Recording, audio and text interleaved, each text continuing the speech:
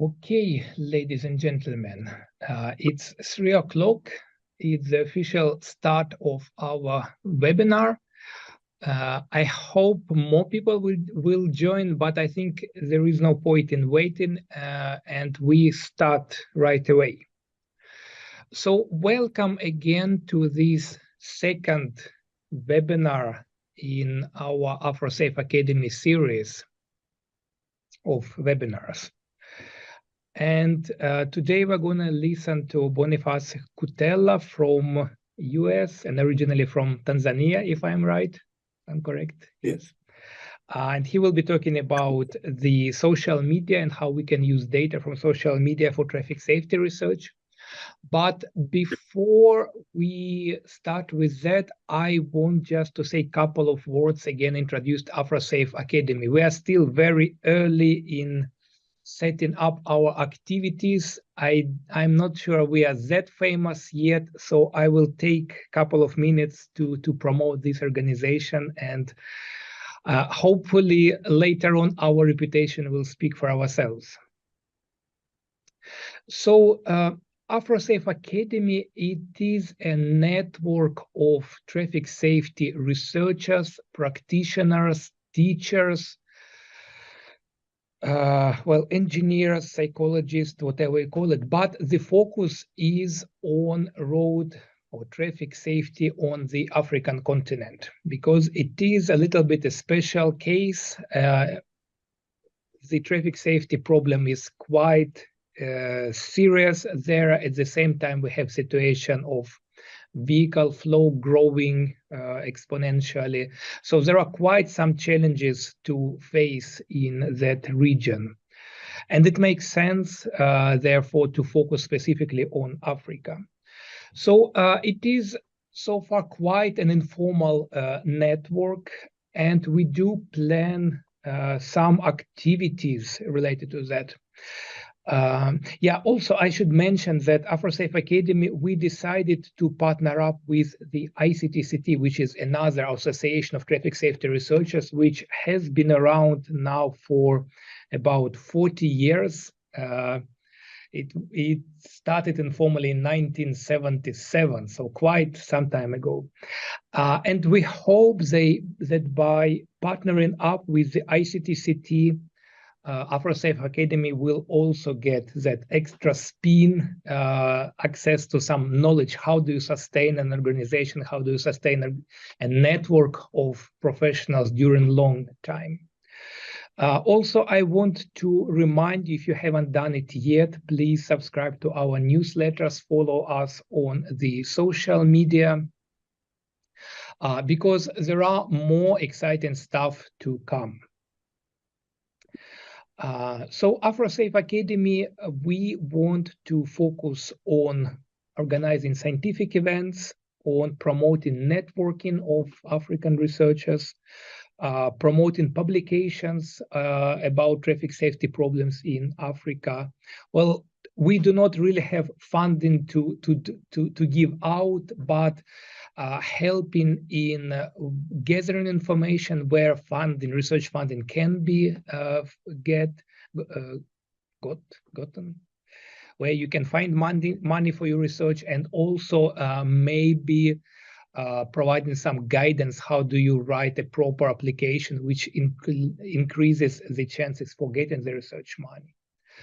Also, we work with education and traffic safety. Right now, we're having 2 pilots at University of Zambia and also at University of Dar es Salaam in Tanzania. We are preparing curriculum of traffic safety course at university level. And hopefully, if everything works well, the materials from these courses will be available for anyone interested to introduce such a course at their institution or university. And generally empowering researchers. Like, researchers has quite some knowledge. They have much to say about in the debate about traffic safety in Africa. But unfortunately, people who have the power, people who take the decision, they're not really that involved. They're not really listening. They're not really asking researchers for advice. And one of our ambition is really to promote such communication. Yeah, also I want to remind you that there are quite some events already in the pipeline. So today we're listening to Bonnie, the webinar, but also there are more webinars scheduled. Our ambition is to have a webinar, a guest speaker at least once per month. And also we are aiming at an annual conference to be held in Dar es Salaam during next summer in June 2024. So again, the call is already out. We will open the submission soon, so please check. I think it's quite an interesting event. Yeah, the topic is interesting and relevant, and also we do expect quite good researchers participating in it. So you will find information about AfroSAFE on our web page. You can also write a mail to us. Please follow us on social media. And also a word about what is AfroSAFE as such. It's a large project financed by European Commission, but it is limited in time. So you can find information about AfroSAFE on this web page, AfroSAFE EU.Africa. But the ambition with AfroSAFE Academy is that this network will continue to exist long after the project and the formal financing are over. Okay, and now I will give the floor to Tobias Sandu, who is one of the key persons in the AfroSAFE Academy, and I will ask him to take over as the chairperson of this meeting. And I would ask you also to introduce the speaker of today. Well, thank you so much for those introductory remarks. Again, thank you so much, everybody, for coming. This is one of those presentations that we're going to be having series every month, having guest speakers who will be presenting on topics on safety, especially what is happening in Africa as far as research. So for today, for the month of December, I'm honored to introduce to you one of the upcoming scholars from Tanzania who resides in the United States, and his name is Dr. Boniphace Kutela. So Dr. Boniphace Kutela is an associate research engineer at the Texas A&M Transportation Institute, TTI. For those who know TTI is one of the largest research infrastructure in the world as far as transportation is concerned. He holds a PhD in transportation engineering from the University of Nevada, Las Vegas. And prior to that, he obtained his master's degree from Tennessee State University in Nashville, Tennessee. And he has a bachelor's degree in civil and structural engineering from the University of Dar es Salaam in Tanzania. So Dr. Kutela's major areas of expertise include roadway data analysis methodologies, machine learning, predictive modeling, and natural language processing with a focus on traffic safety and operations. He's an upcoming researcher and a very young scholar, but so far he has been cited by nearly 500 publications. Those are the number of citations that have cited his work.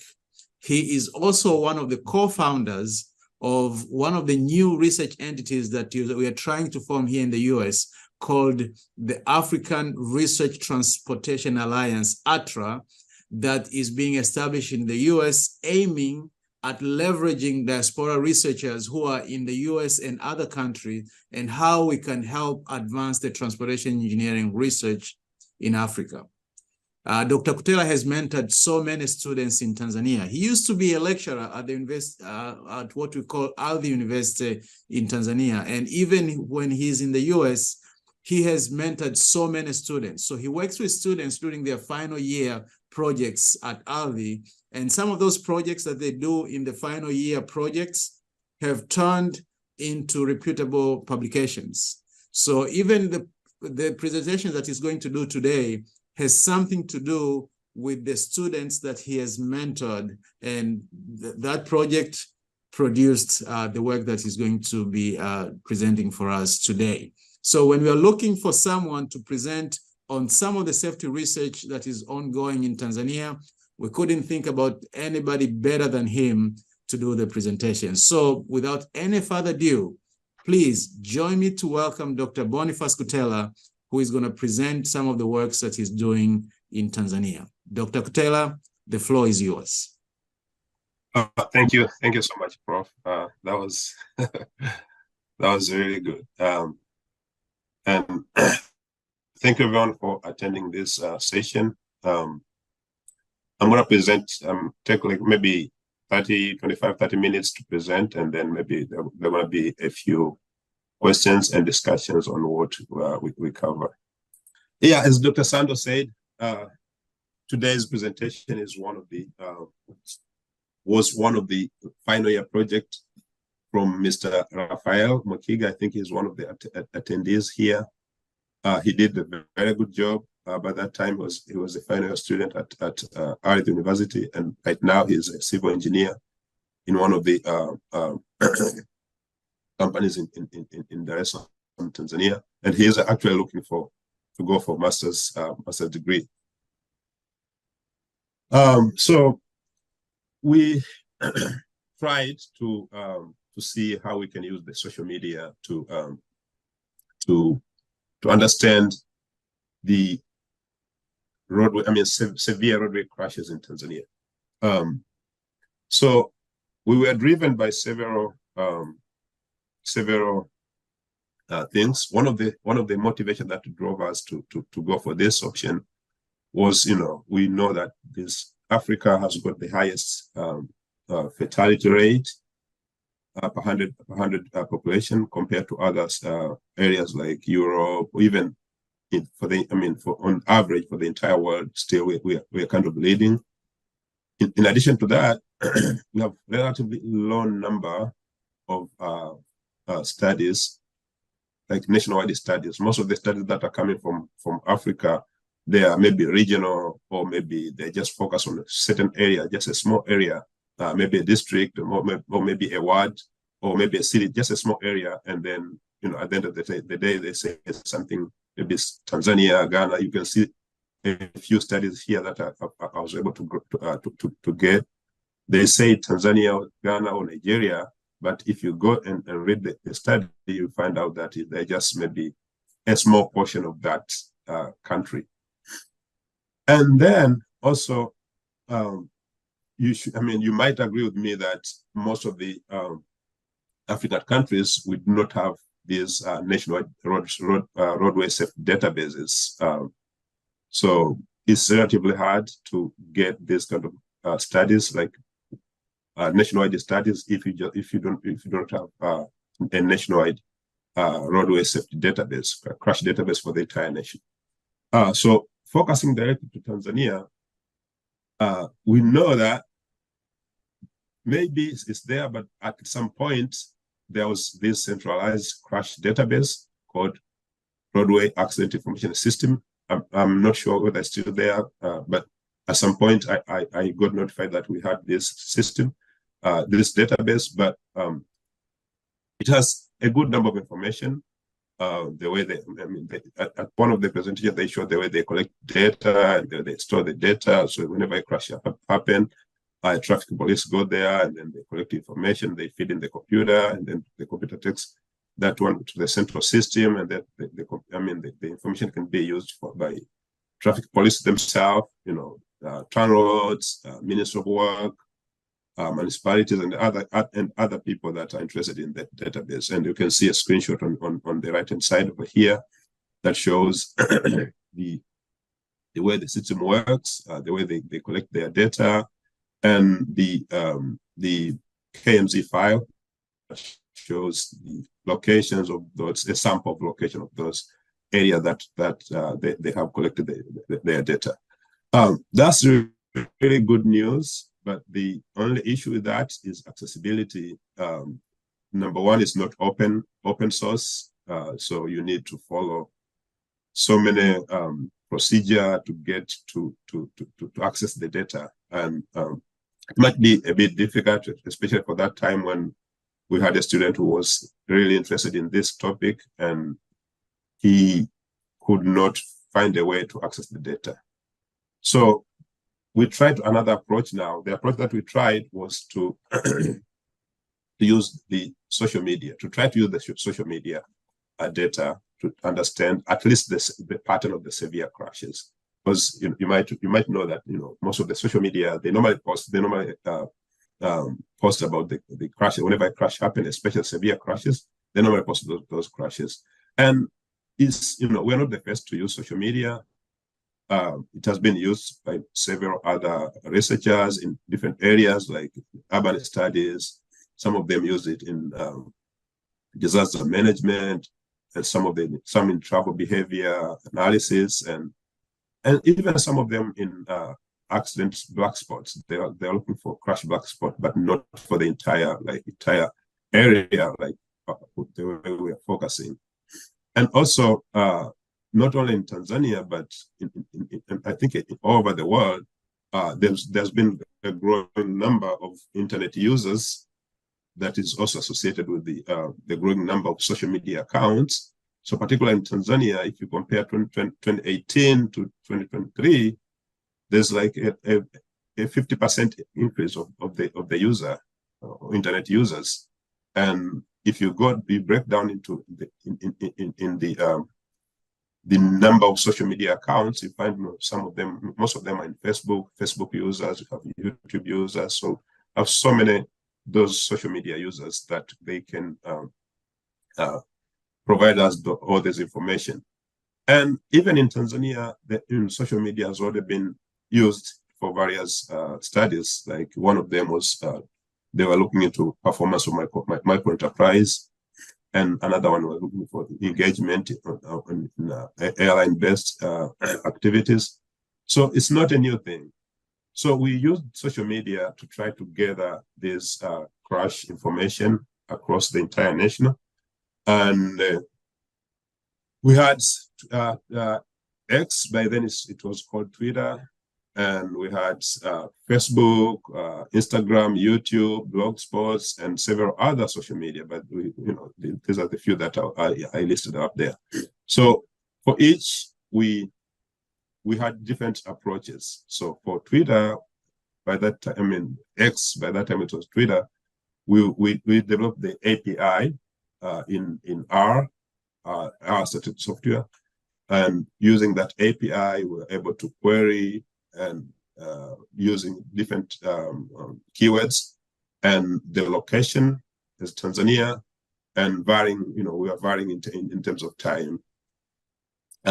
In other social media accounts like YouTube, Facebook, we did it manually. Like we went to YouTube and then we used several keywords to search for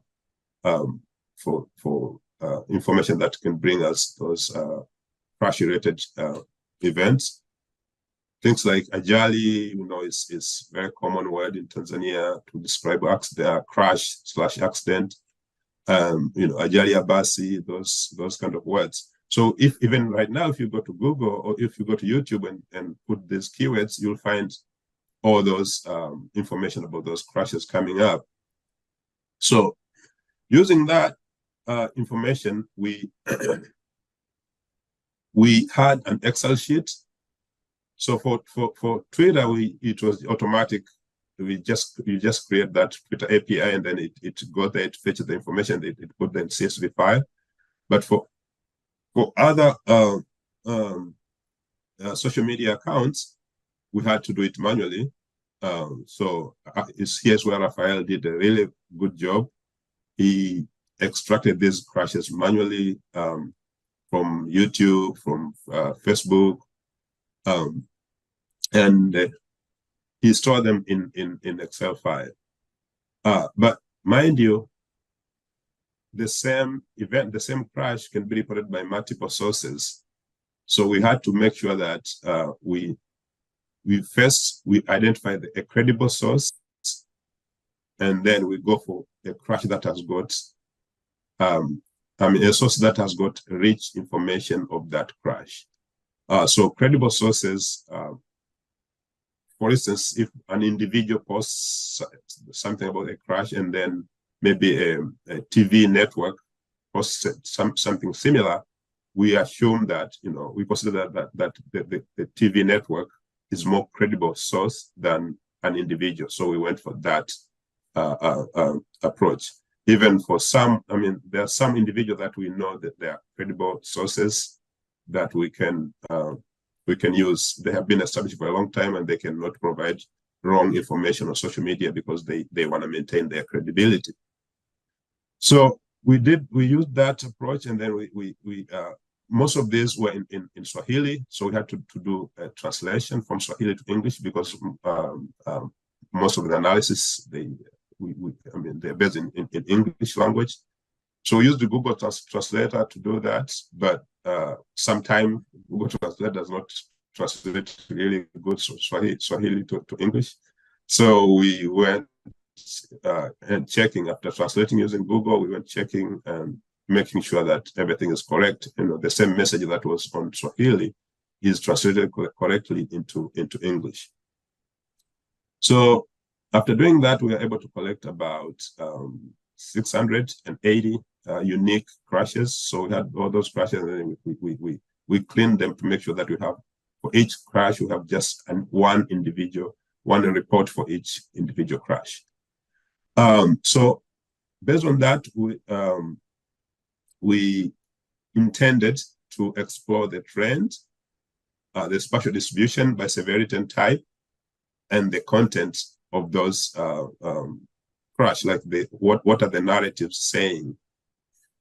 So to do that, we had to use experts from one of our team member, Mr. Arnold Kilaini, who is a GIS expert.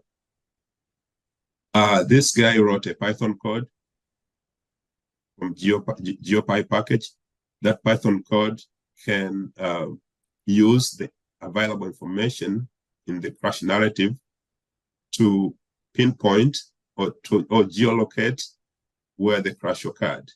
So the accuracy of the crash, the location, depended much on the level of detail provided in the narrative. So for instance, if a crash just says Dar es Salaam without saying maybe a specific location, then that code will just locate that crash as occurred in Dar es Salaam, like the middle of the city, like the mid coordinate of the city. But if it says maybe Dar es Salaam Kinondoni, then it takes that crash to which district, or even maybe in Bagala, the specific area where that crash occurred. So we checked, where the crashes were located, and the narrative. We found that the accuracy of the locations was over 95%. And these locations, these geolocated crashes were then mapped, overlaid on the road network, try to understand, which roadway, which area did this crash occur, trying to understand how the association between this roadway and the crashes. And you can tell from the map that, they are kind of distributed in the entire nation. These crashes from Dar es Salaam to Mwanza up there, Twara, everywhere. For a person who knows Tanzania, you can say that these crashes were even in Zanzibar, some of them are located up there. So in addition to crash mapping, we did some kind of text mining. So for this case, we wrote an R code. This R code could extract the key themes from the crash narrative, and using those themes and keywords, we can tell what was happening down there. So this was R code, and then we use the package called Quantida. This can provide some kind of network on the one that you see on your left-hand side. And this network, we can use the number of keywords, the frequency of the keywords, how the keywords co-occurrence of the keyword, co-location of the keywords. So those kind of metrics, we use those to quantify and understand the pattern of these crashes. So doing that, we found a few things, a few interesting things over here. One of the things that we found in terms of crash trends, we found that there was the number of reported crashes, peaked in 2014, and then went down, and 2018 to 2020, at least we had some maybe relatively similar number, but we have less number of reported crashes in 2015, 16, and 17.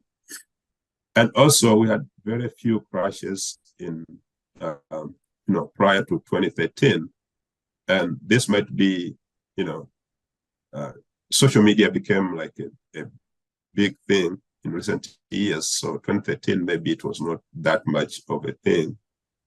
And also, we saw that we have more head-on crash reported than run-off roadway. So we focus on severe crashes, and for this case, most of them were either head-on collision or run-off roadway collision.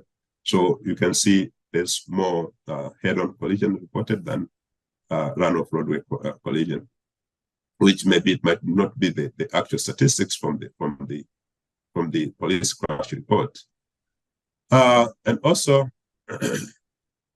we have most of the reported crashes were fatal, and you can imagine it's from social media. So they are interested in something that might bring attention to people. So for them, something that is non-fatal or is like minor crash is not a big deal for them to report. So most of the reported crashes were fatal. In terms of spatial distribution, if you remember, we said we used the Python, and then we overlaid it here to get the hotspots. So you can tell that the runoff roadway crashes, they are they're kind of for the entire for the entire country. Everywhere in the country have those runoff roadway crashes, but for the head-on collision, you can see they're somewhere down here in Dar es Salaam, in the eastern region, Dar es Salaam, and somewhere in Morogoro. And this one can be one of the clue can be because we have a large network of two-way highways in those areas. Those trunk roads are two-way two-lane highways, but we have higher AADTs. We have so many vehicles in the two-way two-lane roadway, so there's very high chance of head-on collision compared to other crashes. Also, we have some findings on the fatal collision. We have some of them are down, in the same area where we have two-way, two-lane, and high ADT, and some of them they are down in the southern regions. And in addition to spatial, we also did some kind of statistical models, but it is not presented in this PowerPoint. So in that model, we found that head-on collision in rural areas were almost twice as likely to be fatal. So if you compare head-on collision and run-off roadway, head-on was like twice likely to be fatal compared to run-off roadway. And also speeding was as twice as likely to be to result in fatalities for run-off roadway crashes. So in addition to to spatial and statistical models, we did this text mining that I told you earlier. And the aim was to get these key themes from the crashes. So based on the text network that we were able to get, so this one is just a sample of what we have, but based on the text network that we had, you can tell about the location where the crash occurred. Things like Dar es Salaam, you can see it from the network. Morogoro, Mbeya, Dodoma, all those are in the network. You can tell them. And the crash type, what was the crash type was, you can see there are some face-to-face, which was kind of head-on, depends on the way, social media people report them. So the face-to-face, overturning crashes. So those kind of information, we are able to gather those information from the text network. Also, things like the number of vehicles involved, the number and type of the vehicles, 2 vehicles, the bus, the vehicle type, Toyota, you can see the registration number. Some of them, mention even the registration number of the vehicle, and those kind of stuff. And also the source of information.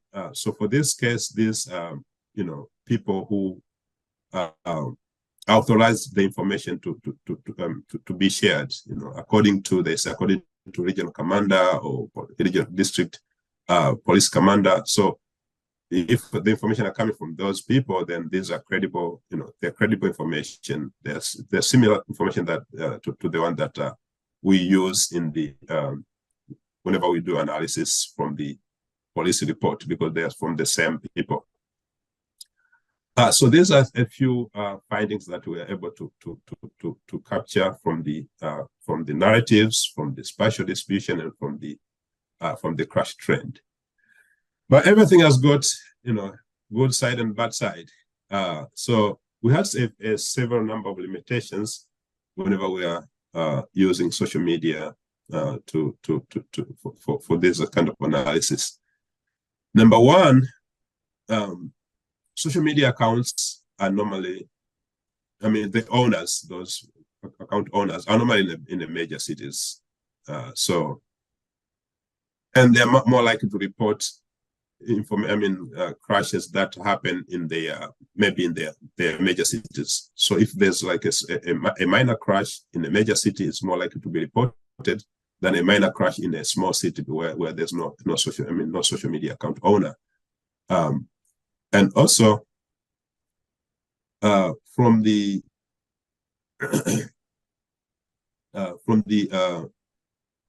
graph here on your right, you can see that if you compare the actual, the total number of crashes reported by the crash statistics by police, and the number of crashes that were reported by through social media, you can tell that we have, the social media crashes were just very small amount. And this is because, number one, we focused on only 2 types of crashes, runoff roadway and head-on collision, those which are likely to be severe. Number 2, this police report, police statistics, they have all type of crashes, regardless whether it was fatal, non-fatal, runoff roadway, any kind of crashes. That's why you can see we have, their statistics, they have more crashes. On the right-hand side of the graph, you see the number of police-reported crashes compared to on the crash frequency that we reported on the social media. So this might not be an apple-to-apple comparison, because we compare. We have the specific type of crashes, but also we can see a trend. The police report showed that there's so many crashes up to 2013, and then there's like a very, very big decline of the number of crashes from 2013 to 2020. But on the other hand, if you go to the social media related crashes, reported crashes, you see, like, we have a peak in 2014, but still there's no that decline. Maybe the decline of 2015 to 2017, but then 2018, 2020, there's an increase again. So this might tell you another story that, although you say, the police report show that we have this much of decline of the number of crashes, still the number of severe crashes are still there. Maybe it's not, the decline is not at the same rate as what is described by the police. So maybe the most of the we still have a good number of severe crashes. That's what I can say.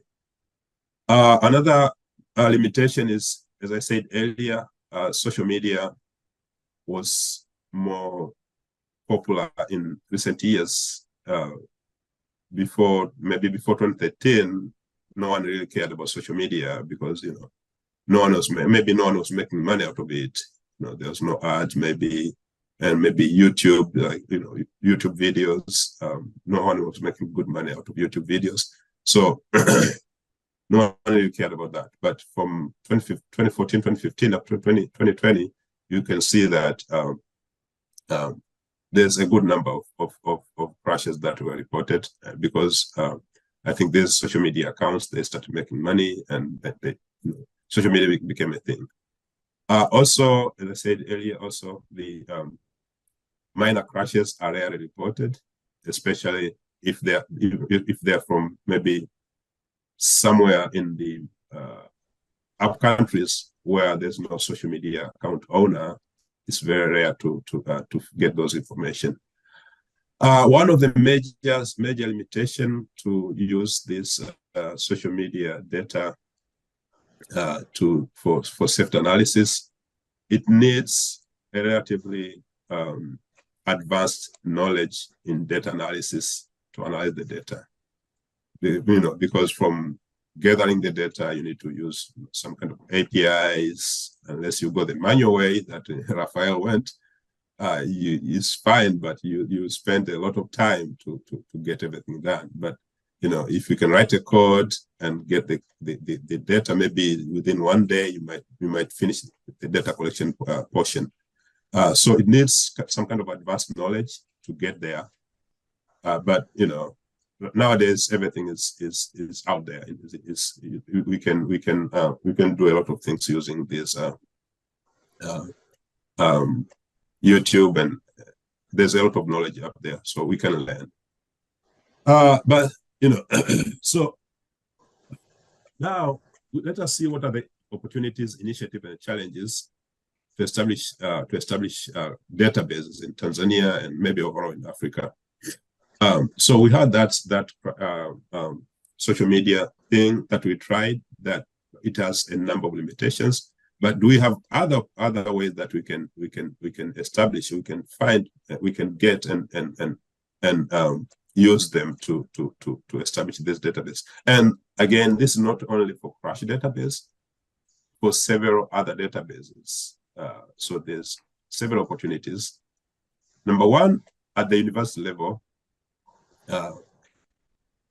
university professors can use what they call class projects or term projects for their students to establish these databases. You just need to set up a goal, maybe a 5-year plan, focus on one area that I want to establish, maybe the network of maybe border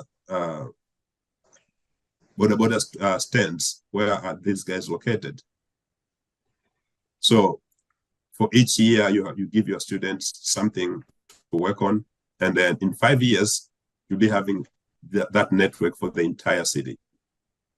So, and this for one university, but if there's a combination of universities, maybe 3, 4, 5 universities work together, they can even get something very useful using these class projects and term projects. Another opportunity is the use of self-reported incidents. So there's one, I don't know if you're familiar with something called Bike Map.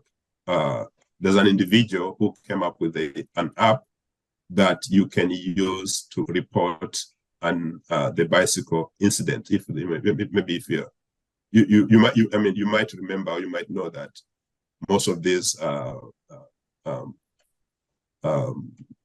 VRI vulnerable users crashes are kind of misrepresented.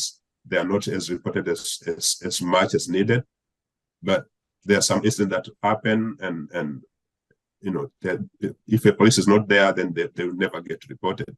But if we can use some kind of self-reporting, it's going to be easy for us to get more data. So it just needs an initiative, someone to come up with that smartphone app. Everybody right now has got a smartphone. So whenever an incident happens, they can report it, and we can, if we have a centralized system that can collect all those information, we can have that database. Number three, you might agree with me that we have less information on the roadway inventory, but nowadays we have so many delivery companies and individuals. So we can use these guys with certain incentive. So whenever they go there, whenever they deliver, because they're already in movement, they're already working. So that would be just an additional task in their work. Whenever they reach whatever they are delivering their stuff, they can give us some kind of roadway condition or some condition, anything that we are looking for in that area. So in a span of a year or two, we'll be having a rich information that we can create a good database and can use for research. Again, you know, in a few years to come, even right now, data is a big thing. So if someone, you know, if some people can joint venture, can come up and create this database, in a long run, they can be profitable and for researchers and other people. So at least for now, I know one initiative that is going on. Dr. Jacqueline Masaki at University of Dar es Salaam. She has this project called Map My City. So she's kind of utilizing this class project and term projects with her students to map the city. I think last year they started working on the mapping the location where they have border stand stop. So, and I think, you know, from my discussion with her, she intends to continue working on this project. So maybe in 4 or 5 years, she'll be having a really good number. A really good database that it can be used by not only our students, but maybe anyone who is who wants to use the data. One major setback or challenge for this is the funding, because, you know, we need kind of to train or motivate these individuals that are collecting data. So even if they are students, the grades are good to motivate them. Like if you get good grades, but if you put maybe a prize, like, okay, if one team comes up with a good data good amount of data collected and good information presented, then maybe they're going to win something. It's going to be, even if it's just a small thing, still it's going to make some differences. So yeah, those are the things that I think if we can work on, and we can achieve something. And I'm ready to help in any capacity that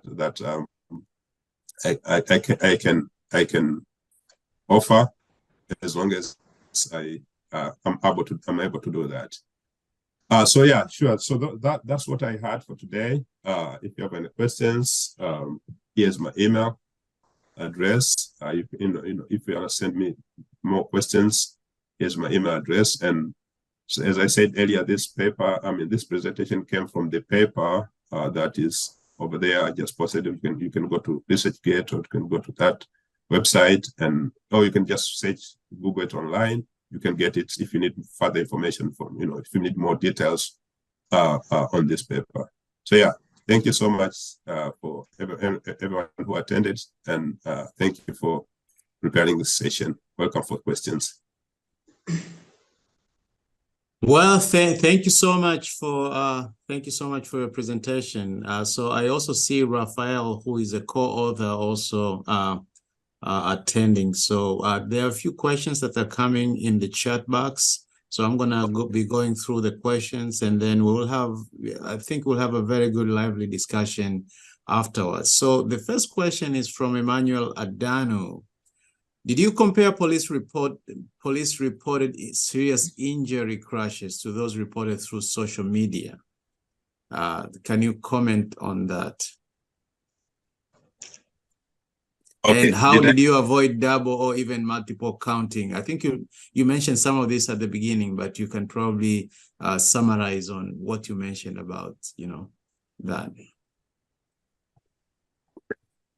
Oh, yeah. So thank you, Emmanuel. I know Emmanuel in person.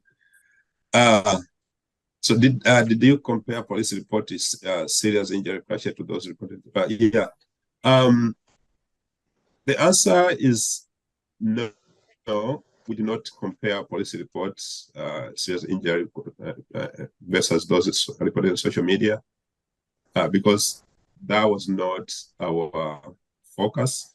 But we made sure that these reports were credible. So based on that, we are sure that anything that was reported was the actual event. Because if you remember, in the content analysis that we did, most of these were were reported by region police commander or district police commander. So they are generally from the same source. So whether they're from the police report and the social media that are reported that are quoted according to police commander, they're from the same source. So we do not go to that detail comparing apple to apple, but at least we are sure that they are from the same source. Regarding the double counting, yeah, I know double counting is an issue because the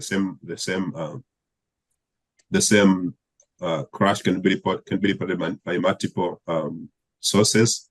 So we did compare those information, and we focused on the if there's a crash that has multiple reporters, we focused on the credible source, number one, and then we went for a crash that the source that has got rich information. So some people might say a crash happened in Dar es Salaam, according to police commander, killed 2 people.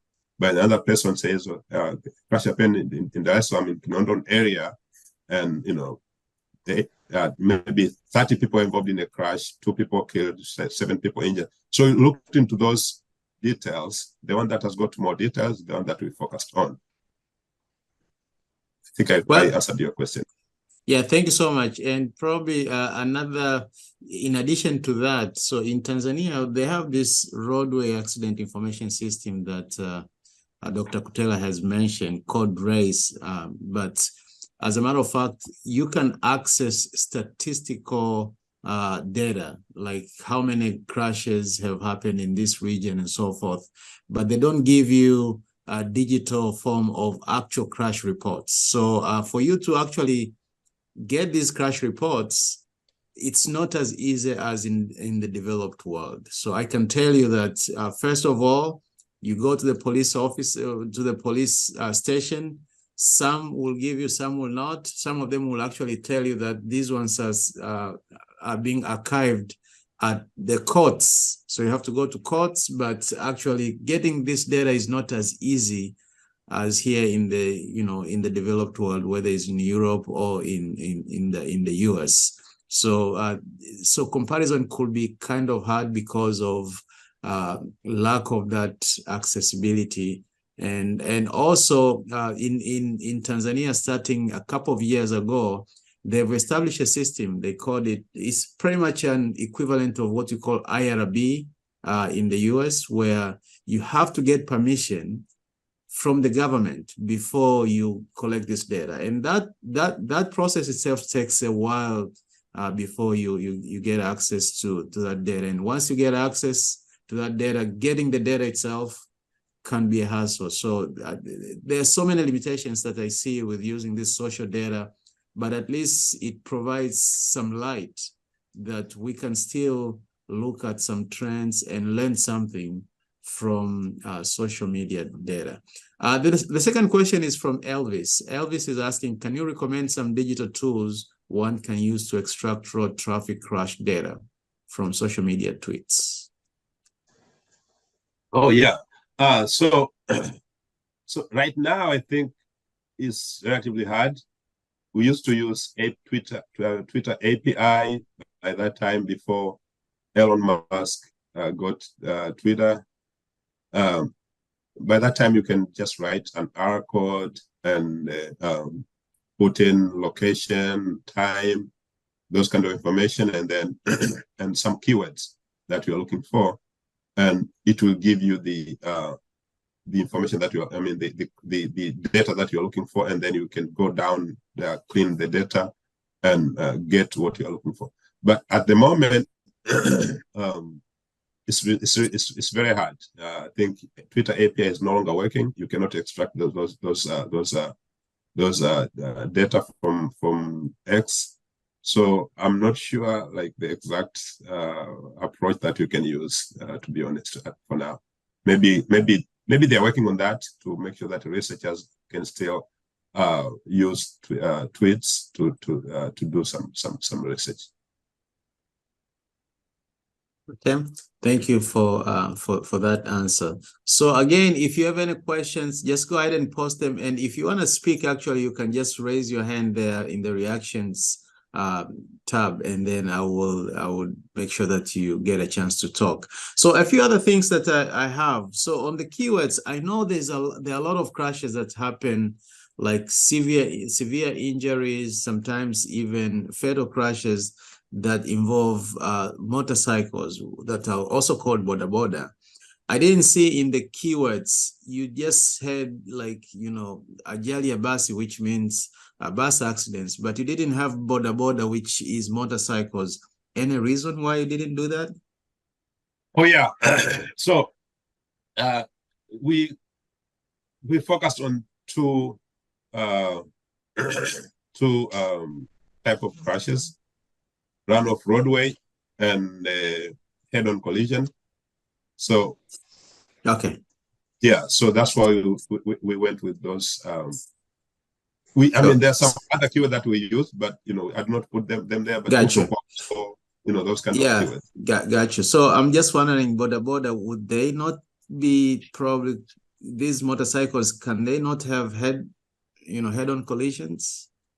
I think they are there, but I need to go to the crash data. Sure. It might be there. Gotcha. But maybe the frequency was not as high as other. Sure. Maybe bus to bus, or Yeah. I hear you. They might not appear in the network. Perfect. Thanks. So there's also a question from Kwame asking about how did you validate social media claims? And I think his concern is, is there any fake news that could be associated with some of the reports? You answered some of this. Maybe I'll give you another minute to elaborate on that. Oh, yeah. Thank you. Good question, Kwame. So, yeah, we know there's a lot of fake news in social media. But again, you remember I talked about the credibility of the source. So we went with that.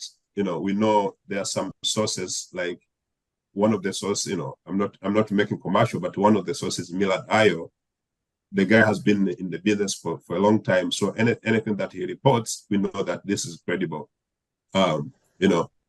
People like Michu's blog, those people has been in this game for a long time, so they cannot report some information that they might lower their credibility. So we went with that, and you can tell some of the crashes, they even have the source according to who, according to police commander. So if something is coming to those people with the mandate to say something about the crashes, then we assume that they were credible. So that's the way that we went in validating this severity claims. Okay.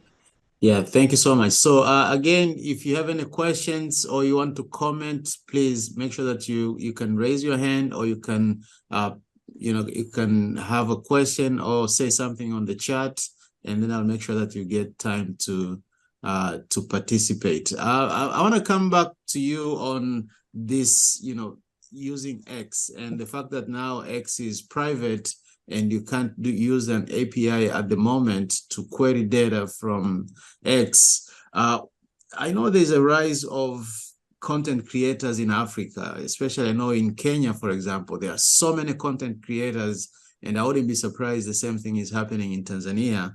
They may not necessarily be on Twitter, but they may be on YouTube and other forums.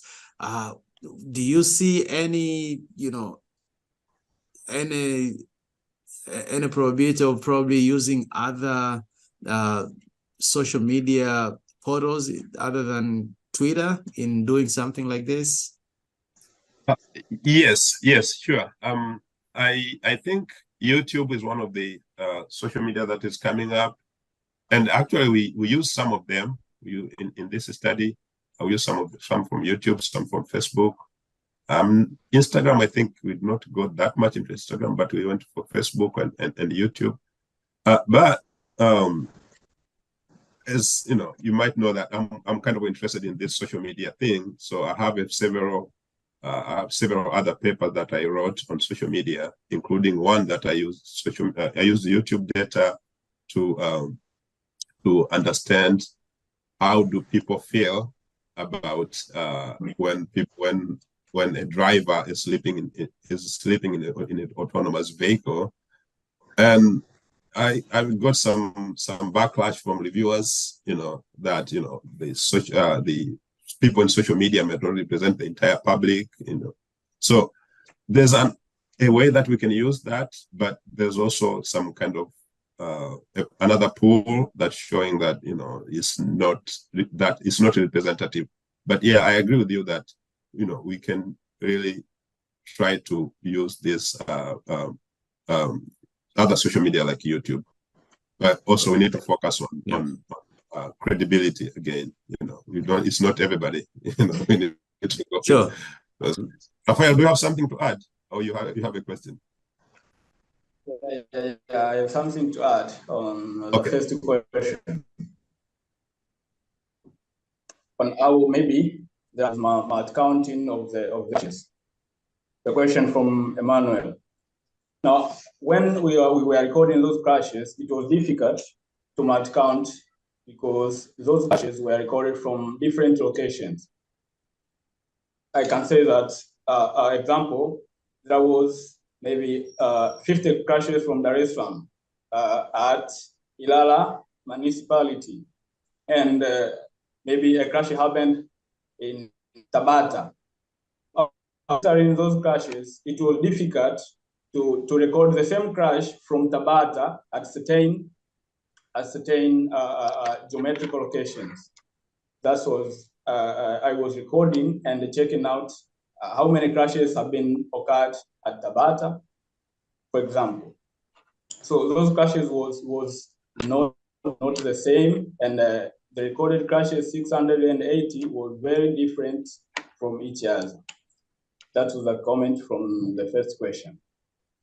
Okay, well, thank you so much. Actually, Elvis has another question here about training the social media bloggers, and I want to combine my thoughts with what he's asking. So he's asking, how did you handle, this terminology, lack of, technical terminologies that probably these social media bloggers have. And for me, as an engineer, a lot of times when I do crash analysis or I do safety studies, I'm very much interested in cause and effect. So I'm interested in crash variables. I'm interested in location. I want to know about the traffic conditions, because at the end of the day, I need to, it's just not about numbers. I want to make sure that after that, so what? What are the implications of the work that I do? And normally I want to make sure that I have, I come up with highlights that will help decision makers make our roadway safer. So, we are lacking information here on, like crash characteristics and the terminologies and all this. So can you comment on, based on what you did, probably you saw some limitations. What would you have loved to have so that you could have done a much more comprehensive study on this? Oh, thank you. That's a good question. So on the use of the technical terms in technical terms by these bloggers and everyone. Yeah, I know that one is really hard, because for them, we were kind of living in two different worlds. They live in the world that they want their information to be digested by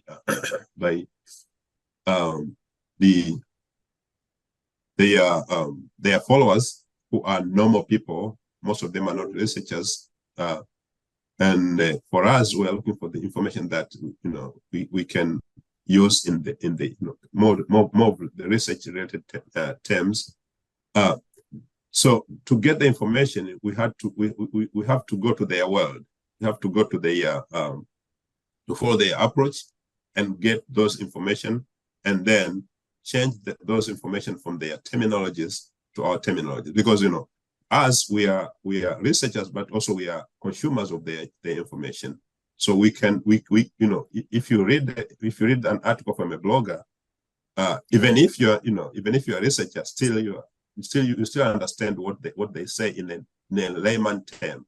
So you can use those information to bring back into a research world, and use those use the information that you gain over there to recreate the valuable information that you are looking for in the research area. Regarding what else we can do, or what you can from the information that we got, what else should we what is the action item from what we get? So we had several recommendations, but as you know, it's not as easy as it is, as we say here, to take it forward. Like, okay, this is what we got, and this is what we recommend for you guys. Unless we get, maybe we involve some people some stakeholders maybe from the ministry or from somewhere, that we can sit down with them and explain what we have, and maybe they can take care of that. For instance, in the spatial analysis that we found, we got from our study, it can tell you that in areas where we have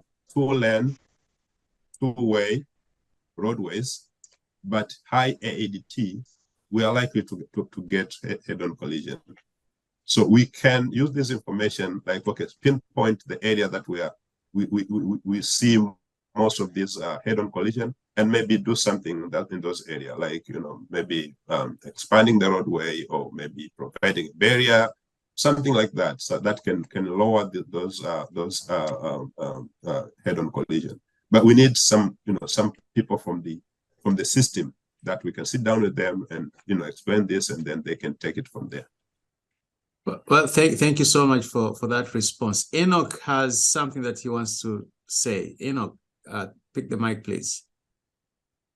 Yes, thank you. Can you hear me? Hello? Hello. We can hear you. Yes. Oh, okay, that's fine. I want to expand on Elvis' comment. Currently, I'm doing, for some time now, I've been doing a similar study, but in my case, I'm using newspaper report types. And the essence of, you know what these people report, be it the social media or the traditional print media, also puts, yeah, it creates a picture or may create a misleading picture. So that if we are going to policy making be based on this data, then you know the interventions and the outcome will be problematic. So I support the issue of training these people to use the right terminology. For instance, many a times they will say, okay, there was a fatal crash, and you go into it and you wouldn't, and per the definition and the indicators, that's what they are reporting may not be fatal at the end of the day. So if we are going to be based on some of these things, then we should be careful. It is also important, yeah, we train them because in this day and age, it's also important we get some of these complementary data to support what the police capture.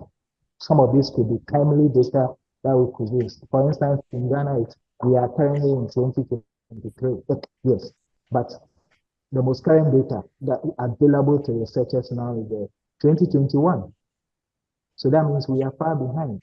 So some of these data sources could be relevant in the work we do, and as such should be, I mean, a policy or practice implication here could be training these people to report and capture and report accurately, so that it could also serve as an alternative to what we do. Thank you.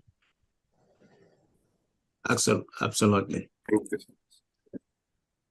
Yeah, one other thing that I'll recommend is nowadays, if you're using like Google or Waze here in the United States, for example, you should be able to record a crash if you see one. Like you can just record on the app, and that will help, you know, provide that information. Maybe that's something that probably, you know, travelers and road users who use some of these apps can be trained so that we get additional data that is not necessary from you know, from the authorities. Again, we need to round up. So any last comments before we round up, because we're running out of time, and I will let Professor Alex take it from here.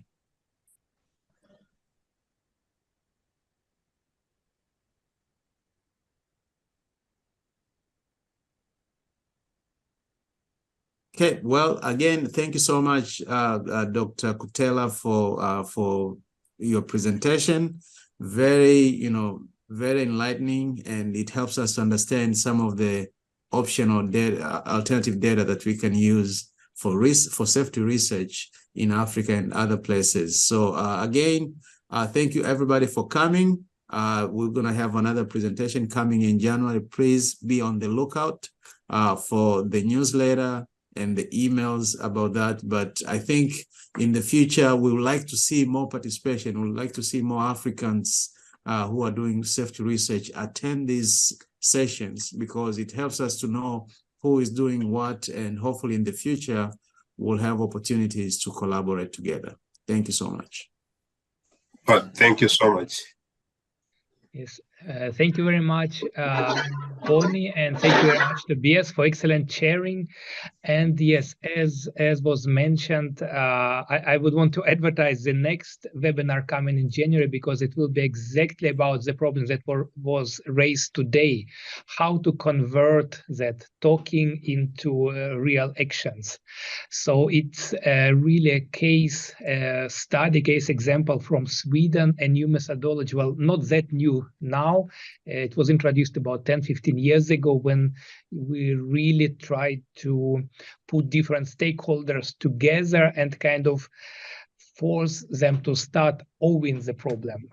So it's going to be Matsoke Belin, who spent about 30 years in Swedish road administration. Now he is at the World Health Organization working with the Global Road Safety Plan. So please join, please come and listen to him. I think it is quite a useful experience, which can be also exported to, well, to Africa or to any other country in the world. So once again, thank you very much to the speakers. Thank you very much for those who participated in the discussion. And we are really looking forward to meeting again.